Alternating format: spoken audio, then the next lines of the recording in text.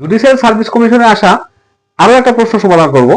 প্রশ্নটা হলো, কোন ক্ষুদ্রতম সংখ্যাকে 3, 5 ও 6 দ্বারা ভাগ করলে ভাগশেষ 1 হবে? এই ধরনের কোশ্চেন আমরা খুবই সহজে সমাধান করে ফেলতে পারি। এই যে যখনই বলবে ক্ষুদ্রতম সংখ্যা, তখনই আমাদের যে সংখ্যাগুলো দেওয়া থাকবে সেগুলো লসাগু করতে হবে। যখনই থাকবে এখানে বৃহত্তম সংখ্যা, তখন এটা গসাগু বের করে ফেলতে হবে। যেহেতু আমাদের ক্ষুদ্রতম সংখ্যা আছে, তার মানে আমাদের এই সংখ্যাগুলো লসাগু বের করতে হবে। আর লসাগুটা খুবই সহজে আমরা বের করে ফেলতে পারি।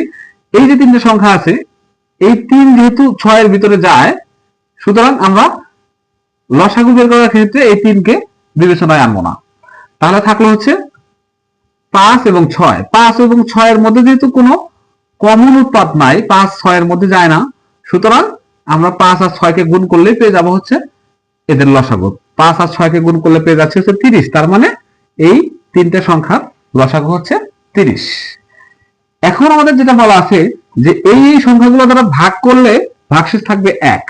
ভাগশেষ যেহেতু 1 থাকবে, সেই ভাগশেষটা যদি আমরা এর সাথে যোগ করে দিই, তাহলে আমরা পেয়ে যাচ্ছি হচ্ছে যে সংখ্যা, সেটাই হচ্ছে আমাদের নিম্ন ক্ষুদ্রতম সংখ্যা। তাহলে আমরা পেলাম কত? 31, যেটা আমাদের ঘ নং অপশনে আছে।